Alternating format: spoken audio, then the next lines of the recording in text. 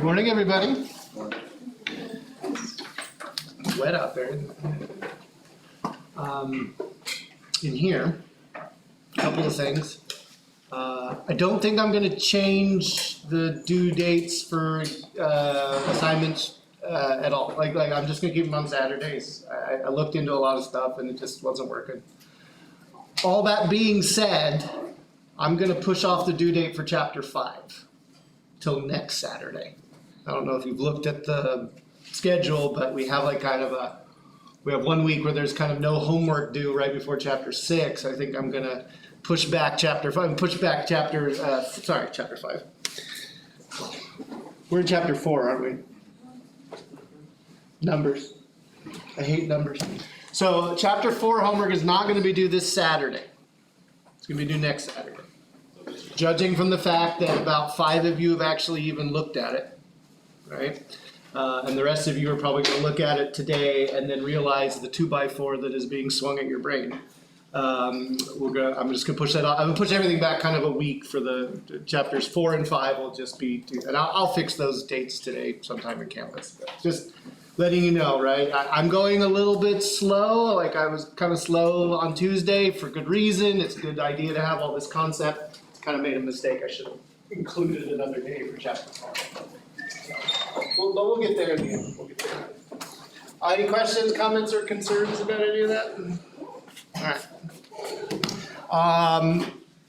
We were talking universal gravitation, Newton's law, right? It's kind of the first math that we'd seen Newton's second law. We're going to come back to that, but I dropped the Newton's law of gravity on you. So just wanted to do an example of kind of just working through what is, in my mind, kind of a fairly straightforward calculation. We're not going to make any huge strides here, but just trying maybe to give you an example of the difference between little g and big G. This is one of the 4 fundamental forces that physicists use to explain how everything works in the universe. We got gravity, we have electromagnetism, we have the strong nuclear force and the weak nuclear force. That's it. Everything that we observe in the universe can be explained using one or several of those forces.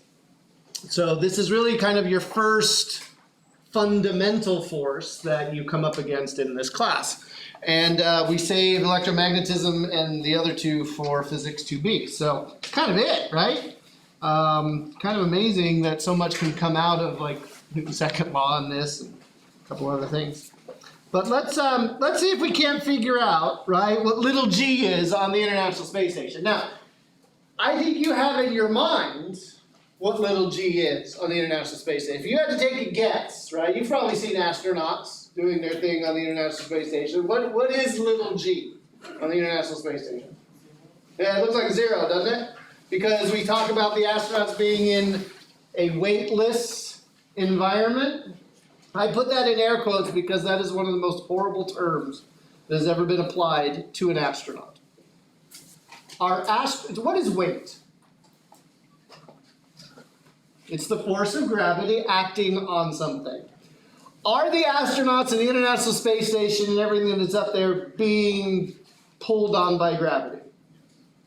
Most definitely. How do we know that? What are they doing? What are they connected to? They're in orbit, right? They're going around the Earth. And if a circular motion is a constantly changing direction, which means there must be a net force somewhere, which means they are excited. If there wasn't any gravity, what would the International Space Station do? Newton's first law. It would just stay in motion and it wouldn't vary anywhere. It would just move in a straight line. And it very definitely does not move in a straight line. It's going around. So the thing that holds the International Space Station in orbit is gravity. To say that the International Space Station has no weight or the astronauts have no weight, it's a bit wrong, as we're about to find out. But what does little g have to do with this big equation with a big G in it? Well, remember, this is gravity. This is the force of gravity acting on an object. But we also have another way to talk about the force of gravity acting on an object, don't we? We talked about this a little bit last time. This is your weight, right? So we can set these two equations equal. Now, when we're talking about the universal law, there are two masses there, right? There's the mass of something causing the gravity and the mass of the other thing that's experiencing it, or vice versa. They're doing it together, a la Newton's third law. But if we take the weight of an astronaut, okay, mg, so the mass of that astronaut times the gravitational acceleration, and we set that equal to big G times the mass of that astronaut and then the mass of Earth, right? That's the other thing that the gravity is we're interacting with, right? And we divide by the radius of the orbit squared there, okay? Something interesting is going to happen. What happens to the mass of the astronaut? Where does the mass of the astronaut appear?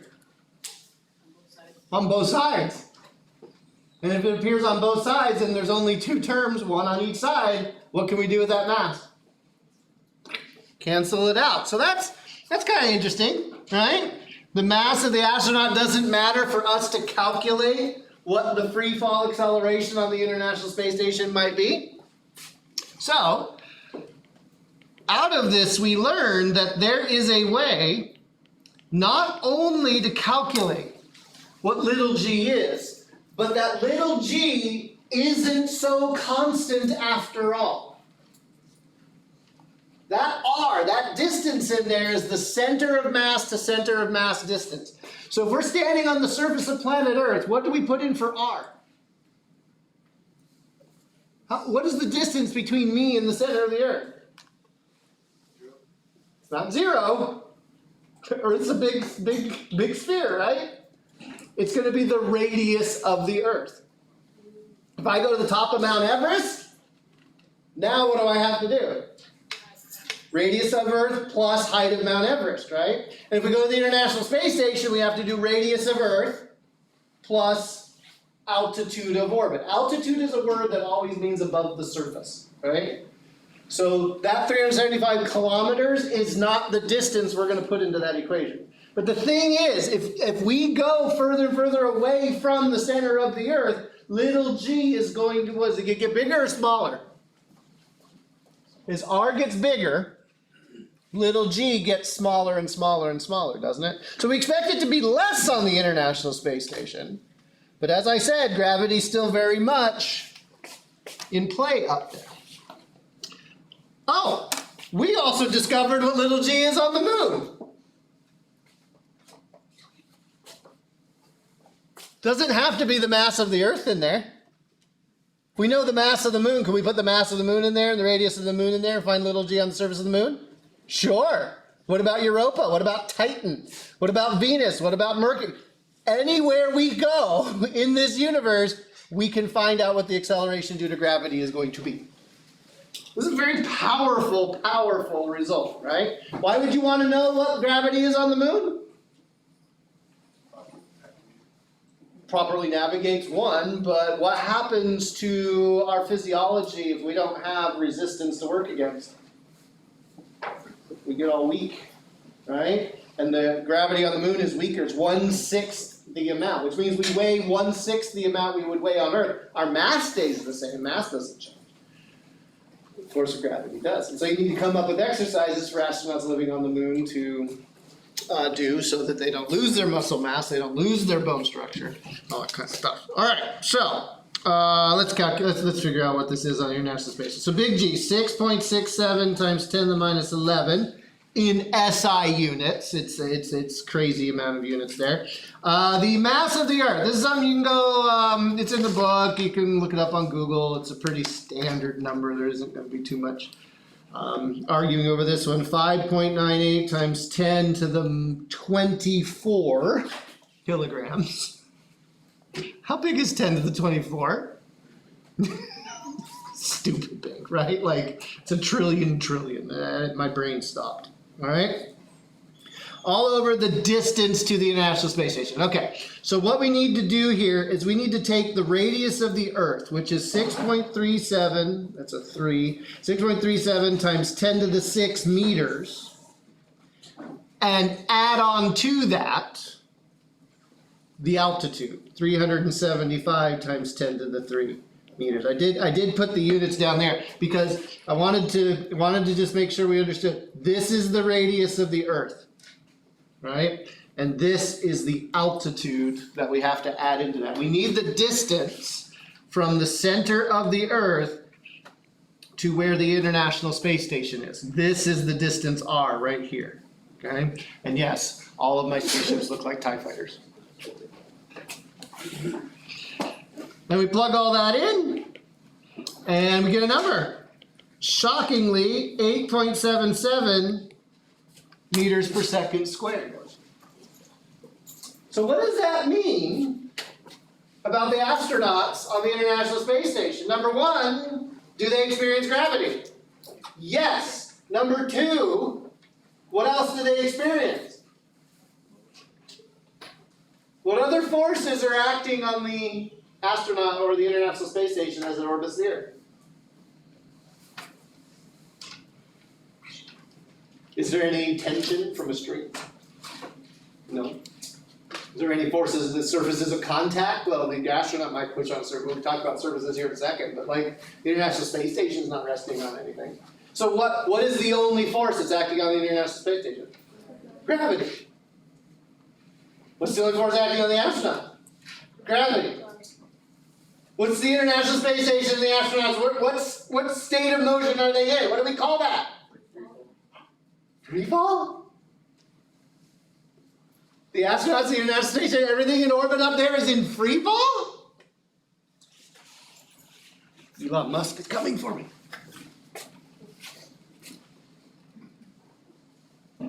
What's an orbit?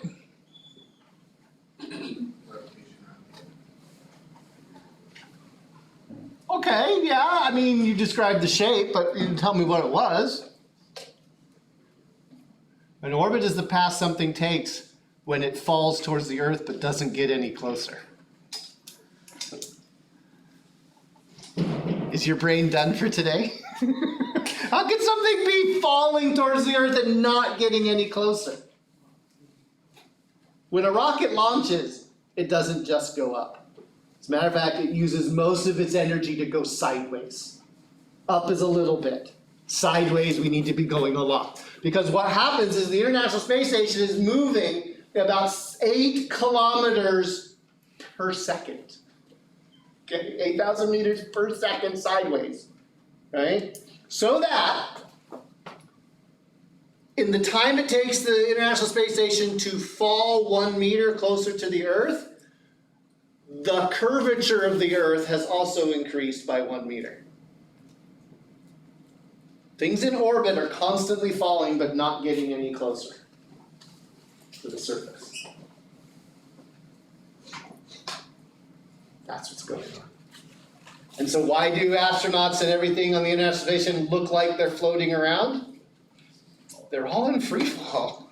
There's no reason. If you were in free fall in an elevator, you'd be floating too. But until the ground got in the way. These are the natural extents of Newton's imaginations. And yes, Newton did imagine all of this. 350 years before we would be technologically able to get there, Newton showed us how to get to the moon and how to orbit and how to do all of these things. So let's move into some more practical things. We're going to give a lot of names to forces and interactions and pushes and pulls. So let's try not to lose sight of the fact that a force is a push or a pull. How many objects are required in order for a force to exist? 2, good, excellent, right? But sometimes it's handy to refer to certain forces by special names. One of those handy terms that I know you've used quite a bit in your life, see if I can find it. There it is. Okay. With attachments. Is the force of tension.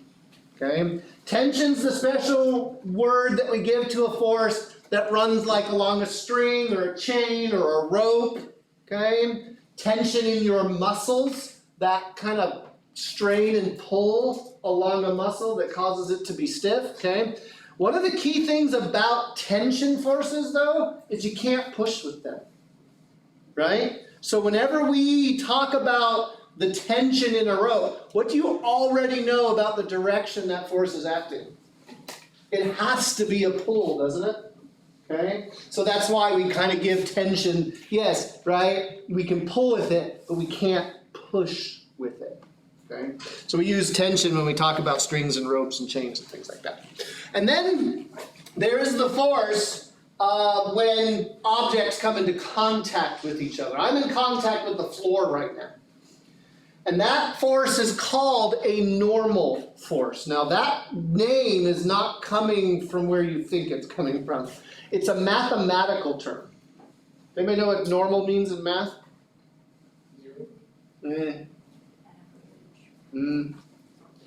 Yeah, I don't teach this stuff anymore. It means perpendicular. So the normal to a surface. What is the normal to the surface of the whiteboard? Perpendicular, like straight out from the whiteboard. What's the normal to the surface of this table? It would be straight up, right? What's the normal to the door? Straight out of the door, right? Okay. So it's just a simpler way of saying perpendicular. We want to walk around with a perpendicular force, right? We can say normal force, which is faster. Okay. So normal is kind of an old-timey term for perpendicular. The normal force exists whenever two objects come into physical contact with each other. I know there's a normal force between me and the floor because we are touching each other. And the floor is pushing up on me. And according to the song, what am I doing to the floor? Pushing down on it. Right? Those would be the Newton third law pairs. Okay? And the perpendicular surface is going to come in, very important here in just a second. And then there's friction. Okay?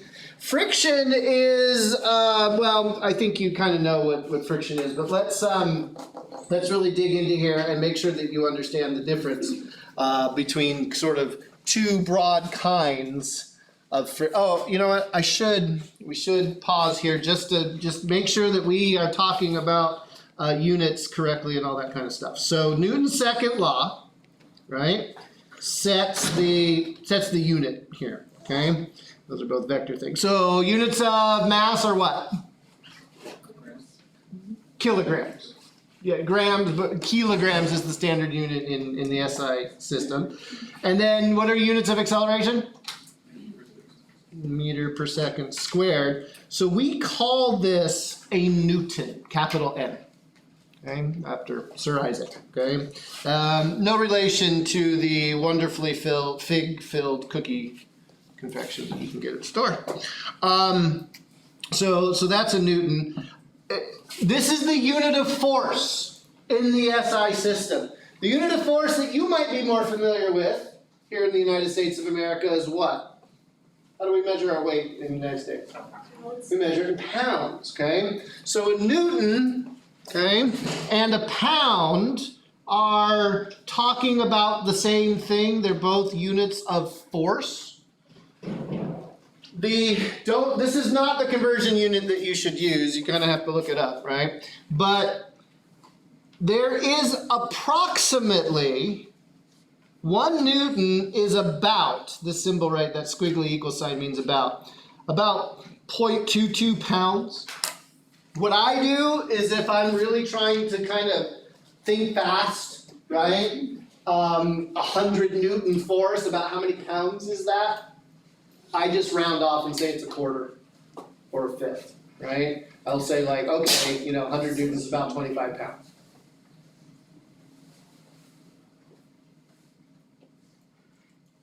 I try to be a nice person, right? Treat people the way that I would like to be treated, but sometimes I can't help myself. And so there's a certain fast food chain that I don't like going to, but sometimes I have to, right? Because there's a road trip and it's where everybody wants to stop or whatever. So I'll go in and I'll ask them for a 1 Newton hamburger. What's a 1 Newton hamburger? It's a quarter pounder, right? Okay. You know what the sad part is? They start looking for it. Okay? Right? Yeah. If you work in retail and you see me coming, run. Just run. Okay? All right.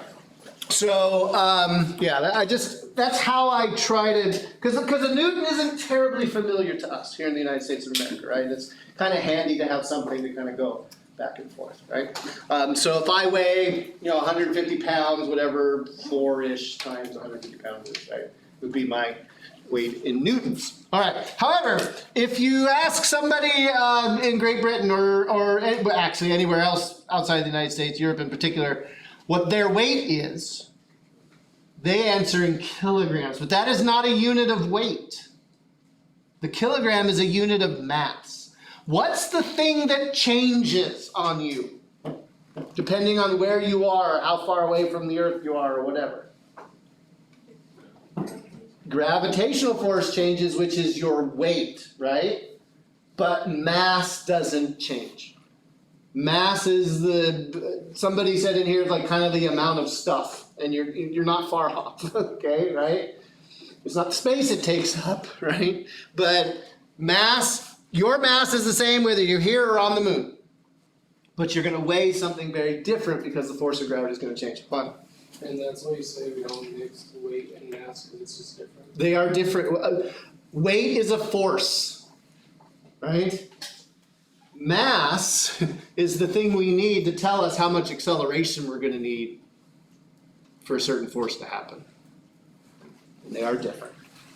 Okay, so if force is measured in pounds, and newtons is a pound, and then kilograms is the unit of mass, does anybody know what the unit of mass is in the stupid unit system? This isn't one that is hardly used ever. Slug. Yes! Very good. It's the slug, not the slimy thing, but like a slug of metal.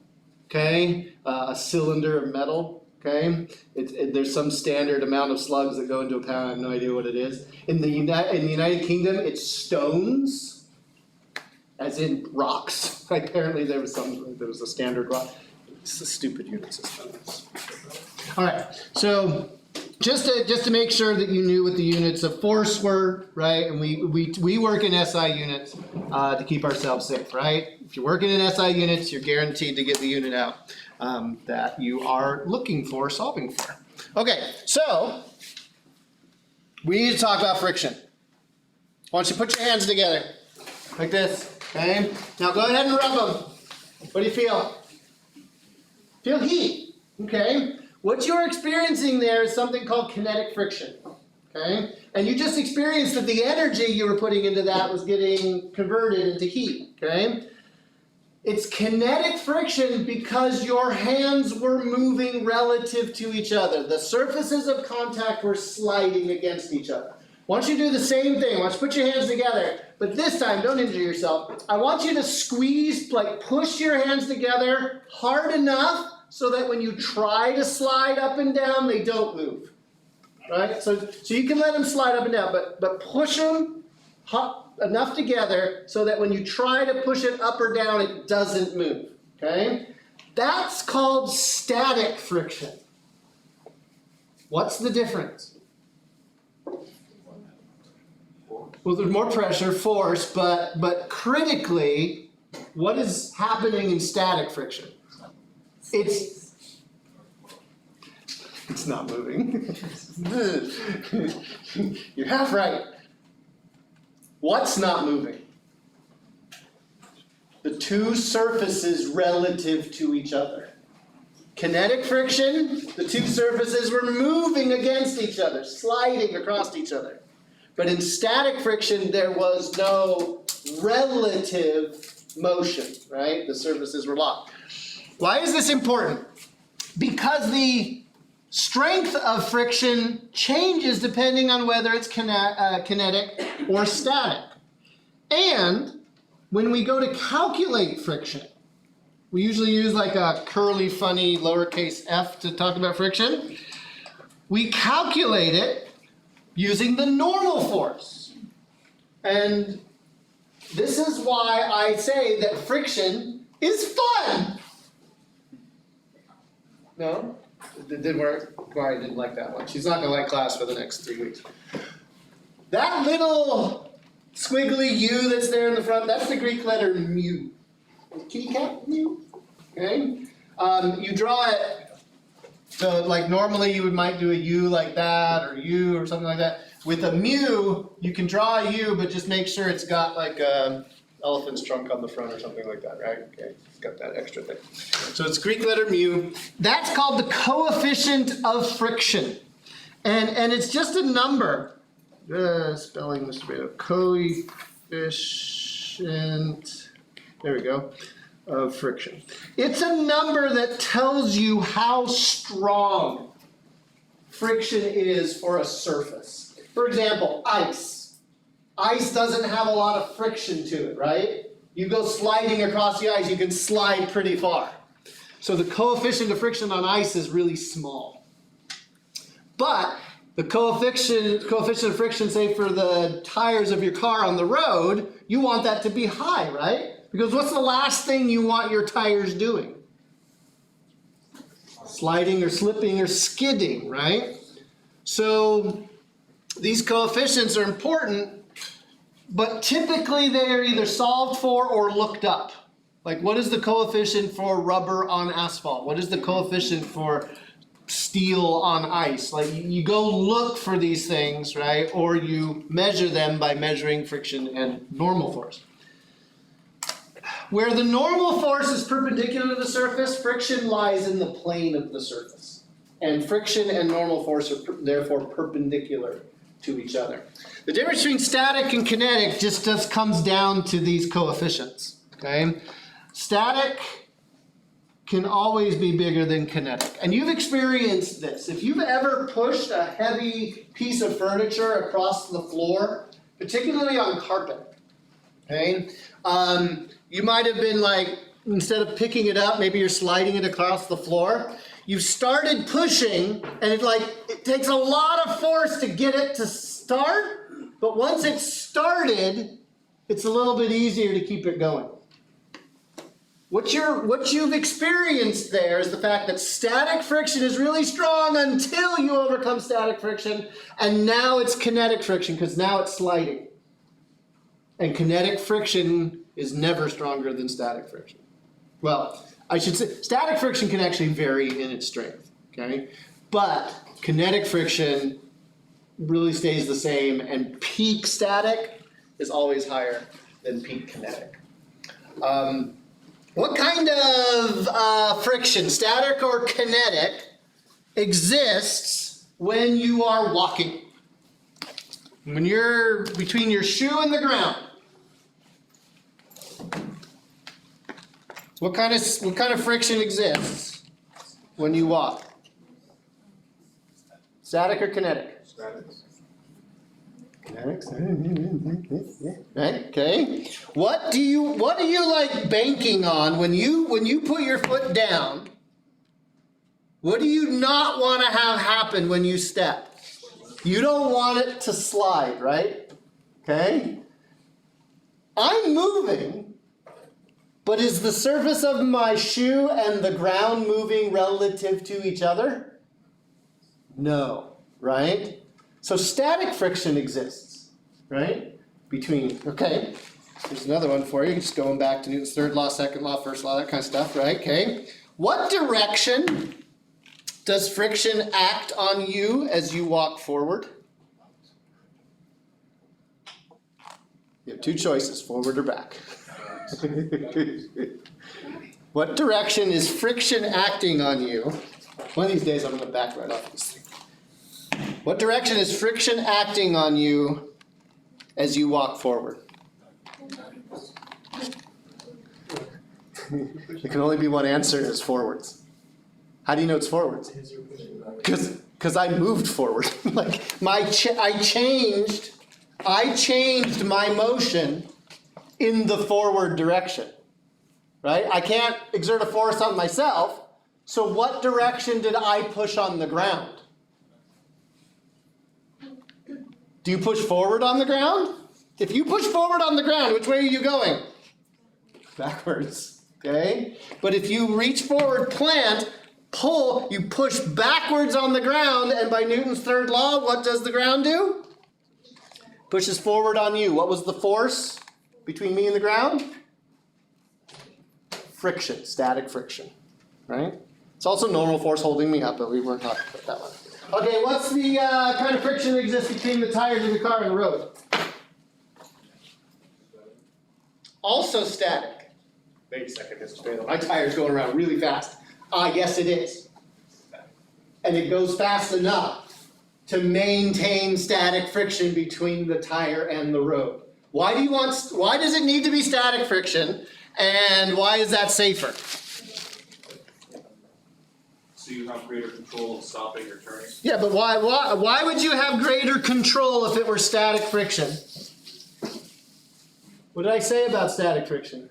It's stronger. It's always stronger than kinetic friction, right? So if your tires lock up and stop rotating, but your car is still moving, what kind of friction do you not have? That's kinetic. This could take you longer to stop. You're not going to be able to steer very well. An anti-lock braking system in a car is designed to do what? What's it say in the name? No locking up of the tires. The stopping distance is actually less if you let the tires continue to turn while the brakes are trying to slow down the car. If you lock the tires up, which we can do with our brakes, it's very easy to do if you disable the system, okay? Then the stopping distance increases. You want to maintain static friction. If you don't have static friction between you and your car, you are skidding, and unless you're really into drifting, you don't want that to happen. Now, in the sport of drifting, I don't know if you've ever seen those cars that do those crazy stunts, right? Where they're just doing donuts after donuts after donuts. They are trading between static and kinetic friction constantly. You can tell by the smoke that's coming off the tires, right? Okay. They are literally burning rubber off their tires to change that. All right, so talked about friction, we talked about, okay, so now, gotta teach you the tool, the problem solving process, and then we'll finally start doing some problems, okay? I think I've set you up enough to be able to take this on. The free body diagram, it's funny, kind of a funny word. Free body means one object, okay? So this is a diagram that we are drawing of only one object. But how many objects does it take to make a forest? It does take two, but we're only drawing one of those two objects, the one that we want to do an analysis on. And I'll give you some examples of that in a second. But the free body diagram needs to contain, in my mind, two very important things. It needs to contain a representation of all the forces that are acting on an object, and it needs a coordinate system, a graphical depiction of what you are calling positive x and positive y. And you're like, but Mr. Balogh, it's always positive x and positive y. Well, from now on, that is not true anymore. We are going to start rotating our coordinate systems. Don't panic. Don't panic. Got your back. We're going to be okay. But this is where standard x and y is going to go completely out the window. How do you draw a free body diagram? Give me an object, any object that pops into your head, and I will draw it. A what? Popsicle. I like it. This is a popsicle. Give me another object. A ball. A ball? Give me another object. Square. A square. Give me another object. What's the point? What should your object look like? Something very simple. You are not drawing an anatomically correct diagram of a horse if the horse is in your problem. I mean, you might do that to avoid having to do physics, but like, it doesn't need to be accurate.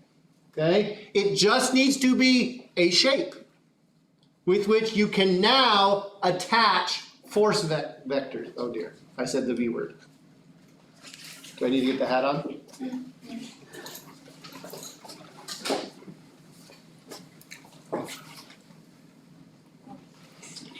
It's getting real now. All right, so we got to attach vectors. So let's do the free body diagram of a popsicle. I like that. It's good. Okay, free body diagram of a popsicle being held in someone's hand. They're just holding it. They haven't licked it yet. They're anticipating the joy of licking a popsicle. Right? Okay.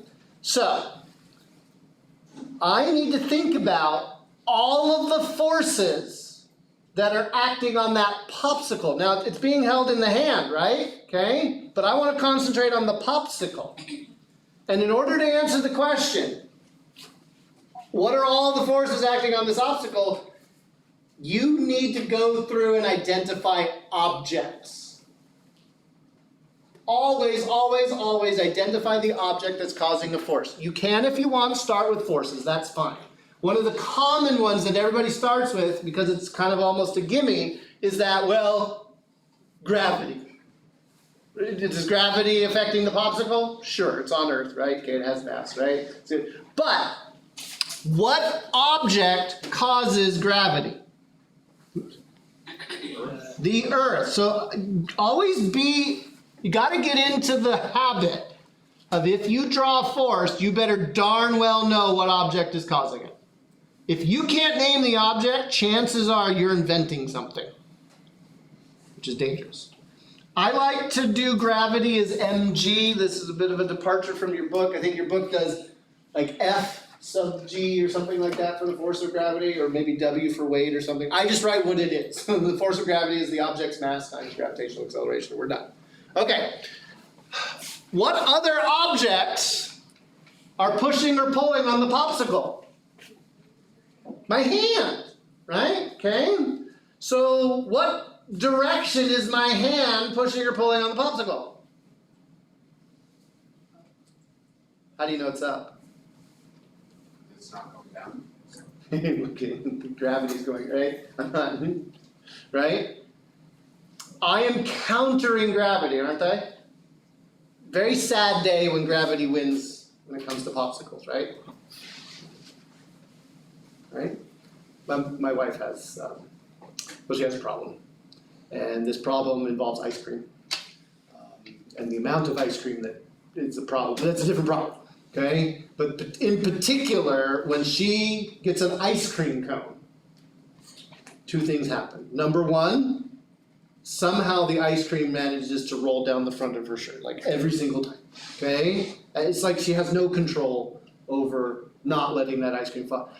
And then, I don't understand why, the first thing she will do is bite the tip off the bottom of that. It's like she wants ice cream on her shirt. Saving it for later. I don't understand what's going on. But yeah, getting ice cream with my wife is a very exciting thing. So I know this force from my hand needs to be upwards. I'm going to call it the normal force because there's a contact there, right? But generally, I mean, and how do I know it needs to be exactly away from gravity and exactly the same length as gravity? There's no change in motion. Is the popsicle accelerating? How can you tell? You started and you saw my face, didn't you? Okay. Seth said it right. For all of you that wanted to say, because it's not moving, that's wrong. What's it not doing? Accelerate. It's not changing its motion. Key. All right? And so because its acceleration is 0, I know that the forces on it have to add up to 0. So if I have a force of gravity down, there needs to be a force going up that's equal and opposite and knocks all those things out. And then I want to specify a coordinate system of some kind. I'll just use standard coordinates right now. Okay, let's do a car that is driving along a straight and level highway, okay,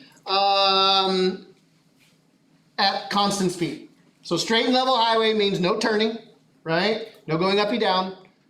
and constant speed, the cruise control's on, everything like that. So now we got to draw a free body diagram of that. So let's try to identify all the forces that are acting on a car as it travels down the highway.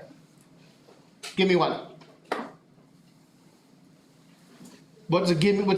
Like it's gonna be there. Gravity, right? The weight of the car. And just to be pedantic, what causes that force?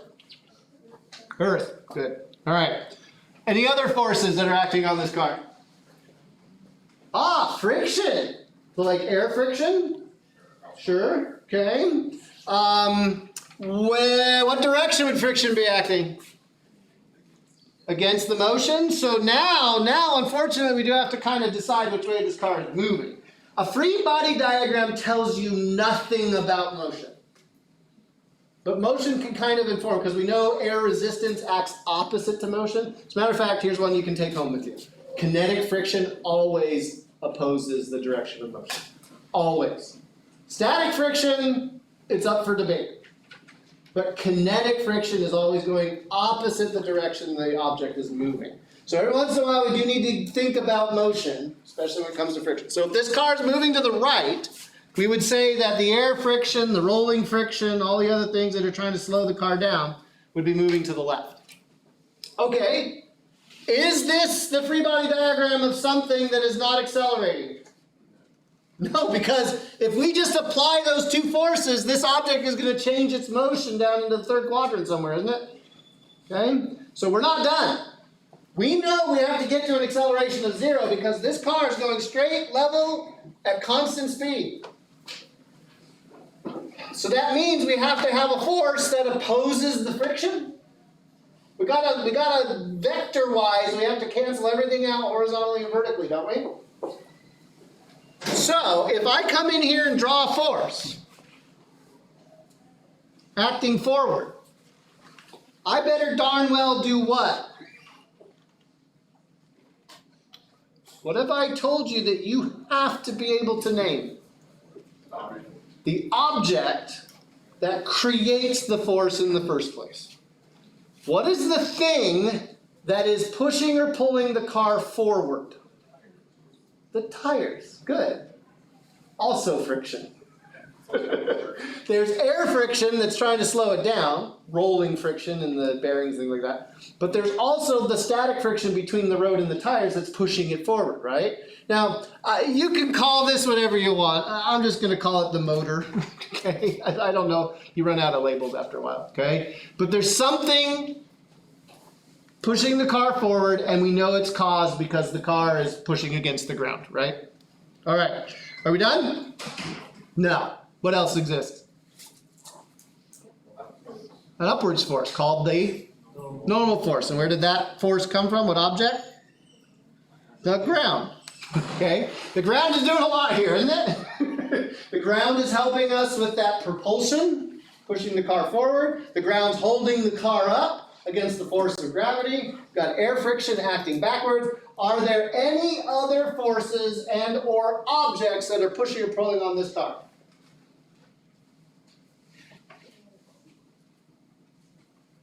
Okay. We can't come up with anything else. We throw a coordinate system on it. We call it done. All right. Plus y plus x. Now, if this car were to accelerate and speed up, how would this diagram change? Those don't change. M has to be bigger than F. What direction is the acceleration now? Forwards in the direction of M, isn't it? How do you know?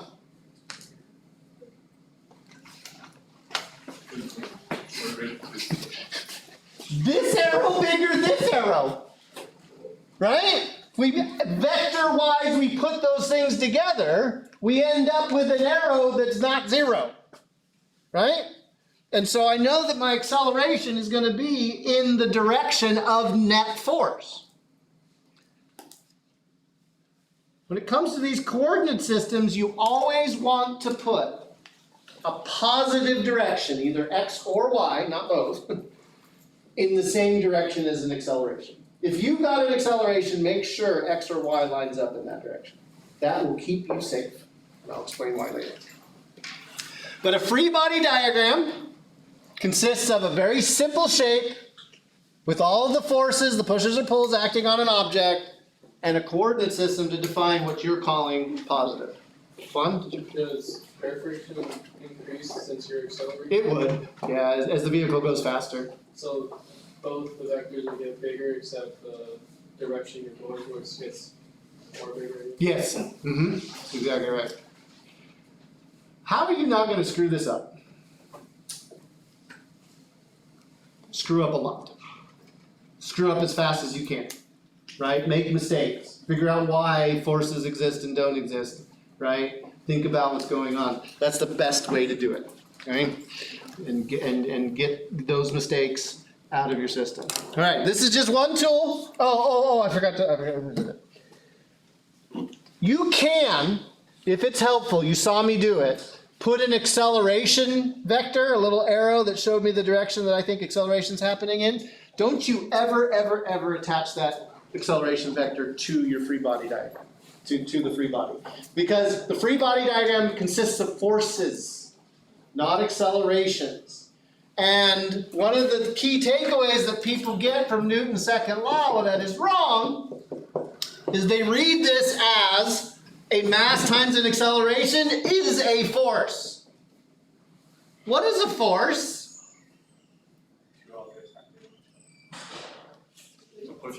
It's a push or a pull.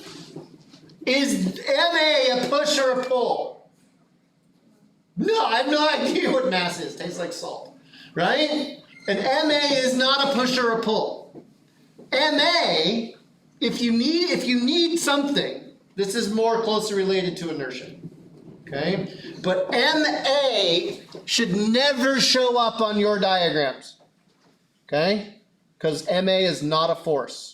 We're going to set the vector sum of all forces equal to MA to be able to figure out accelerations and things like that. But it's not a force in and of itself. All right. So remember our 4-step program to physics success? This problem-solving method that gets us visualizing and then strategizing, doing it and checking it. It's alive and well here. The details can change a little bit. It's not that pictures aren't good or making a list is fine. It's just that you're going to want to incorporate the free body diagram into that visualization. It's such a powerful tool for figuring out what's going on that you're not going to want to skip it. It's going to be very hard for you to pull off anything successfully if you're skipping that. Maria. I just had a question on the net force. I didn't understand. Is that the total force, front and back, or just Front, back, up and down. Oh. Yeah, it's the vector sum of forces. We're going to be adding vectors together. So how Yes, can you point, components are on the way. how can you point in one direction? You said the acceleration is only in the net force. When I had that picture, these two cancel each other out. They're equal and opposite, but they're not in third law pairs. And then I had the force of friction, and then I had the motor force. You see how this motor force is much bigger? Yeah. So I know the net force on this thing is that way. Right? Yep, right? I say add, but you can add a negative thing, right? That's gonna be positive. Yep. Okay, so what is...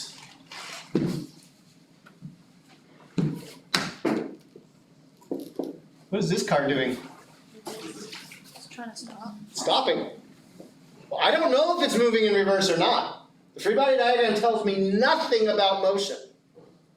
It only tells me how the motion is going to change. So if it's moving forward, what direction is the acceleration here based on the arrows? The acceleration's in the negative direction, so if it's moving forward, it's going to be slowing down. But if it's moving backwards, it's going to be speeding up. The free body diagram tells you nothing about motion. It only tells you how the motion is going to change. And well, we need to have like a toolbox for this. Well, we need to find like the right, left, and then up and down. That's coming right now. Okay, so what I want to do is I want to try and give you a template. Okay,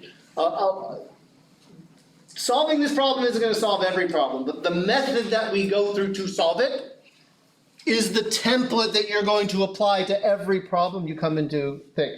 And inclined planes, a tilted surface, is one of the main templates that we use in understanding how anything works in physics. So I was looking for examples of inclined planes. You go to the internet, you ask for things, and this is what I got. Right? Right? Can you imagine how happy Americans would be if every staircase had slides and everybody got a balloon at work? Like, it would be a magical place. I'm sure there would be lawsuits of people breaking their legs in America after all. But like, come on, why isn't this a thing? So let's slide down the slide. Sliding down the slide makes me happy. Okay? So let's slide down. What the object, animal, vegetable, mineral, anything, what do you want to see sliding down a hill or a slide? What? Pumpkin? A popsicle. Okay, we're going popsicle. I like the theme. It's good. A very unhappy child has lost their popsicle at the top of a slide. Bonk, right? And it starts at the top of the slide at rest and just begins to slide down as the kid, right? Okay? So, what does a slide look like? What does a hill look like? What does a loading ramp look like? What does a wheelchair ramp look like? Well, they all look like triangles. That's a really bad triangle. Still a really bad triangle, but you get the idea, okay? The inclined plane is a triangle. It's a surface that is tilted at some angle, okay, upwards from the surface. I could have drawn it that way. I could draw, inclined planes can look like this. They can look like this. They could, right? All different variations on theme. But the idea here is, right? So we have a surface that's inclined or tilted with respect to the horizontal. Okay, so popsicle on surface, okay? And we're gonna find the acceleration of this pop. Is that what we're gonna find? We're gonna find the acceleration of the popsicle, yes, on the surface. Now, are we gonna be able to find out how fast the popsicle is going at the bottom of the slide? Eventually. We could use kinematics to find that. But we need to find the acceleration first. This is usually where Newton's laws are going to help us, right? They're going to help us find accelerations so that we can then apply our kinematics. But if we're going to find the acceleration of this popsicle, where we know the mass, did I put any numbers in? I didn't put any numbers in this one, okay? So what do we know, or what are we given? We know the mass. We know the angle that this hill is tilted at, and we know the coefficient of friction between the popsicle and the slide. It's probably going to be kind of low, imagine, right? Because the popsicle is icy, right? Has anybody ever been ice blocking? That's not still a thing? I imagine it would be a thing here in Fresno. You go buy a block of one of those big blocks of ice at the store, and then you sit on it and ride it down a grassy hill. No? Well, I grew up in an area where we were not rich enough to buy blocks of ice like that, so we would ride down on cardboard. Yeah. But ice blocking, I've seen ice blocking in a lot of places. Just maybe not a California thing. All right. Anyway, so we're gonna figure out what the acceleration of this thing is. We're gonna start with our visualization, and when we are up against forces and acceleration, all that kind of stuff, what's the visualization we're gonna go to? Free body diagram.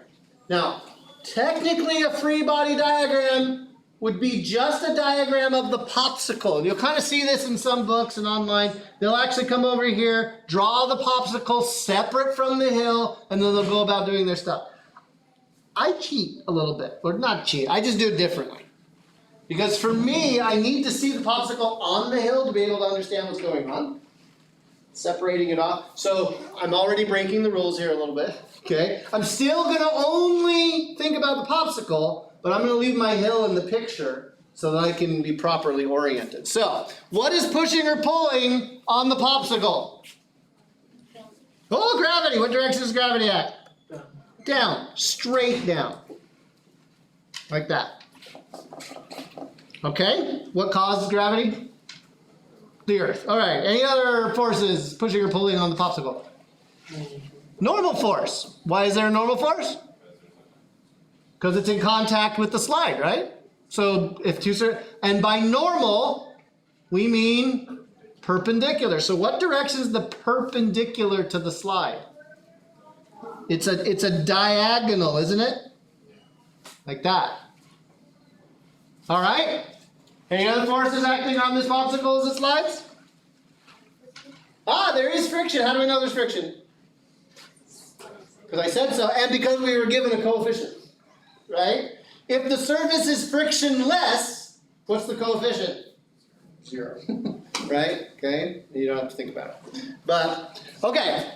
So, the popsicle is going to slide down the slide. What kind of friction is it going to be? It's going to be kinetic. And we always know kinetic acts opposite the direction of motion. So what direction is the friction pointed? Up or down the slope? Up the slope. The popsicle is going to slide down the slope. We know kinetic friction goes opposite the direction of motion. So we're going to draw our friction up the slope. And the friction and the normal force are perpendicular to each other. Alright, so we've got friction being caused by the surface. We've got normal force being caused by the surface. We've got gravity being caused by the earth pulling on it. Are there any other objects that are pushing or pulling on this popsicle?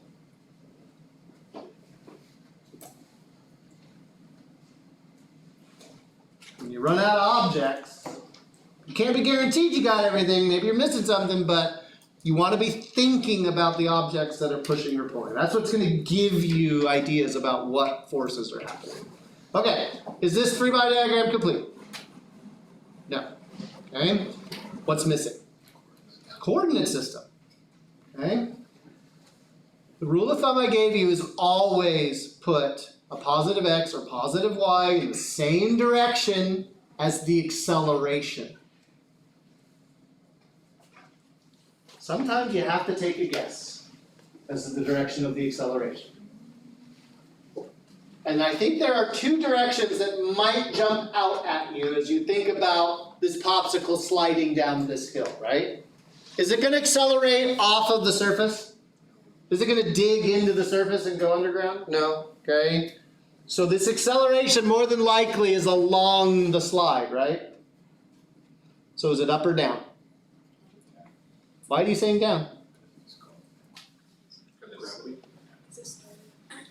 Not because it's moving down. It's going to start at rest and do what? Speed up as it goes down the slide. So it changes its motion which way? Down the slide. It went from rest to speeding up down the slide. So I'm going to take a guess that the acceleration is down the hill. If your guess is wrong, it's okay. If you said up the slope and you solved the whole problem, you're going to get a negative answer to my positive answer. That's it. Okay? But watch out for this in the homework. Wiley Plus sometimes will tell you, assume up the slope is positive.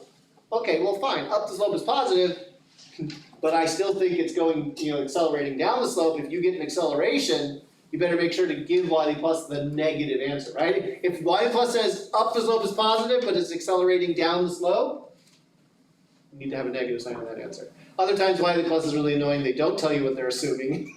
You get an answer, you put it in red, you just throw the negative sign on and you get it right. That's not you, it's them. Alright, so I'm going to put my positive x direction in the same direction as my acceleration. Which means my positive x direction is going to be down the slope. This coordinate system is not a strict up, down, left, right, normal coordinate system that you've experienced, right? We've tilted this coordinate system. And the reason we've tilted this coordinate system is it's going to save us from finding a lot of vectors and their components. Because in tilting that coordinate system the way I have, can you tell me what the components of the normal force are? What direction is positive y? Away from the surface. What direction is the normal force pointing? Away from the surface. Does the normal force have any x components? No, it only has a positive y component. Can you tell me what the components of the friction are? Negative x. What about gravity? Does gravity have x and y components? Is that mg pointing only in x or only in y? No, it's not. Ooh, we gotta find components. But that's not nearly as bad. If we had done the problem insisting, so there's my box, there's my normal force, there's my weight, here's my friction, okay? If we had said, okay, positive x to the right, positive y up. Now, oh, and our acceleration's down the hill. Does mg line up in our coordinate system? Yes. Yeah, only has a negative y, right? But now friction has both positive y and negative x components. The normal force has a positive y and a positive x component, and the acceleration has components. What would you rather do? Find the components of 3 vectors or 1? 1 every day of the week, right? Vectors aren't fun. They're useful. They're not fun. So that's why we tilt coordinate systems. We tilt them in the direction of an acceleration, so our acceleration doesn't have components. And then we hope that other forces line up there, and they usually do. And that usually means we have 1 or 2 other forces to go find components of. So, we've got, this is our visualization, right? It's not quite complete, it's a complete visualization we can do. So what comes up next? After kind of drawing a picture, what do? What's the next step? Visualize, strategize, come up with a plan. Well, the plan is a little bit dictated for you here. Because the plan is apply Newton's second law. It can't be real bad, right? It's only got 3 things in it, right? Wrong. This gets really bad really fast. Because this vector equation is really 2 equations. An x and a y equation. It's ma in the x direction and all the forces in the x direction. And it's ma in the y direction with all the forces in the y direction. And what we're going to do is we are going to break this up into the x and y components and look at each of those separately and then put them together in the end if we have to. We've done a similar process before in the sense of breaking things into the components and then bringing everything back at the end in kinematics. And here it is again. The problem is we don't have every single one of these vectors figured out. Normal force is good, positive y. Friction is good, negative x. But that weight, that mg right there, is pointing both in x and y simultaneously, so we have to find its components. And what do the components of mg look like? Well, for me, this makes it easier for me. I go ahead and I just draw a very faint, with my pencil or something, maybe a different color, okay? I draw a coordinate system right along the x and y axis of the object. And then I realize that this gravity has to point into the hill and down the hill. If it helps, go ahead and draw, right? Draw your coordinate system like this, right? This is positive x, this is positive y, right? Draw your vector pointing down like this. You get it separated off to the side. Remember, the components of a vector have to add up to the vector itself. They form a right triangle where the vector is the hypotenuse. I just choose to draw that bottom leg attached up here. Other books will draw the triangle, doesn't matter, okay? Because vectors are vectors no matter where you move them as long as you maintain their direction and their magnitude. But you can just take mg, right? Even if that's too complicated, okay, here's mg, this is my mg vector, and in order to get it to go down, I gotta go this way, and I've gotta go this way, or I've gotta go this way, and I gotta go this way. Either way, you're gonna get to mg, right? I knew that mg was pointing into the slope, because mg has to go downish and downish, doesn't it? So follow the vector. Now, the question now is, how do I find these components? I know the hypotenuse mg. Where's the angle? Like, my triangle can have this angle or this angle. Which one's theta? You've done this before. You did a problem where I gave you a couple of triangles. And I gave you an angle here, and I gave you an angle here. And what did you discover? Lab 1? Problem 2? What were alpha and theta? They were the same. You've already worked your way through the geometry of this. Which means from now on, when you're given a picture that looks like this, you automatically know that the angle right there is theta. If you know the angle of incline, then you know the angle between that y-axis and that gravity vector. Boom, you're done. You've proved it already. No need to do it over and over again. And with that knowledge, knowing that the angle theta is right there, that the hypotenuse is mg, how do I find the side that's touching the angle? Cosine. mg cosine theta. And the vector that's not touching the angle? Sine. mg sine theta. You are drinking from the fire hose right now. I have thrown it was okay up until about 20 minutes ago, wasn't it? Okay.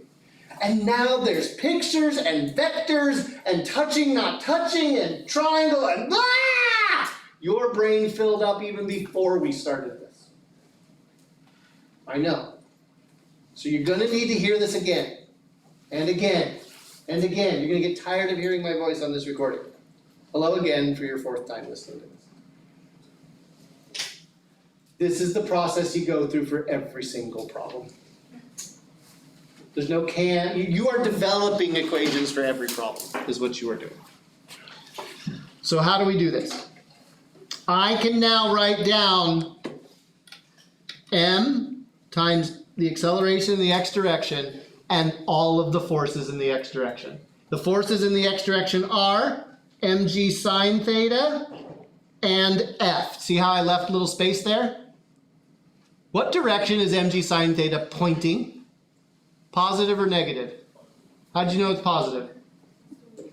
Because positive is down the slope and mg sine theta is pointing down the slope. So what direction is the friction pointing? Negative. And I can do the same thing in the y. MAY, I've got a normal force and I've got an mg cosine theta, leaving a little bit of space. Normal, positive or negative? Positive. Mg cosine theta? Negative. Notice I'm going step by step. I write MA equals, I don't even think about that. And then I okay, what are my forces? And I make a list, but just leaving space in between.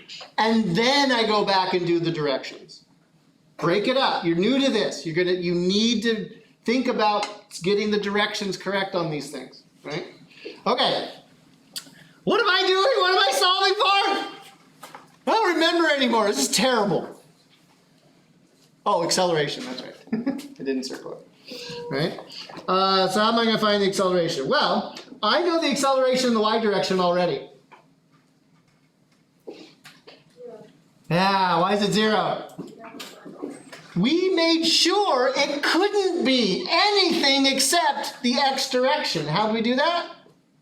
We tilted our coordinate system.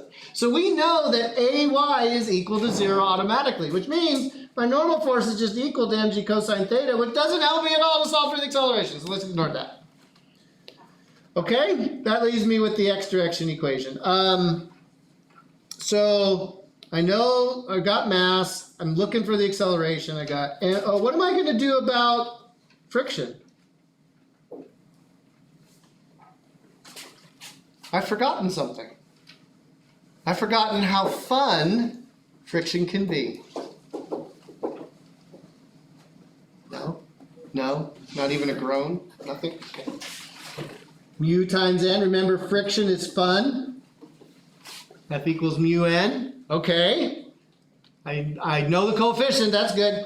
What's my normal force? I already found it. Oh, it is useful after all. So I can shove my. What am I doing right now? I'm doing math. I'm not doing physics anymore. We've already slipped into the do it step, right? Visualizing is the free body diagram. Strategizing is developing the equations. And then the do it step is figuring out what the question's asking for and going for it. This is what I'm doing right now. So this is going to be MA equals mg sine theta minus mu times mg cosine theta. I've got an m in every term. So my acceleration is g sine theta minus mu g cosine theta. I go ahead, I put a bunch of numbers in there, and I see if I get it right. I can check this, by the way. What if the surface were frictionless? What would be 0? The little mu thing, right? Okay. So that would mean my acceleration would just be g sine theta. So, all right, if mu is equal to 0, then the acceleration is just g sine theta. Does this work? Okay. So if it's a flat surface, what's the angle? 0. What's the sign of 0? It's 0. 2 guesses. 1 or 0, right? Okay, it's 0. And what's little g times 0? 0. What's the acceleration of something if it's just sitting on a table, frictionless table? 0. Okay. The other extreme is, what if the angle were 90? What's the sign of 90? 1. It's 1. What's little g times 1? The g. What's the acceleration of an object on a vertical surface that's frictionless?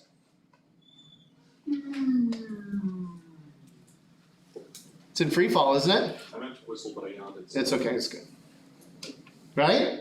So that seems to be functionally behaving correctly.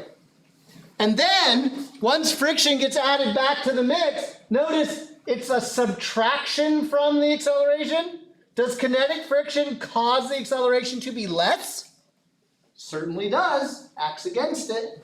So I'm pretty good. I'm pretty happy, right, with this functional result. This is oftentimes why physicists leave it as symbols, because we can functionally move through things to check without having to ever throw a number in.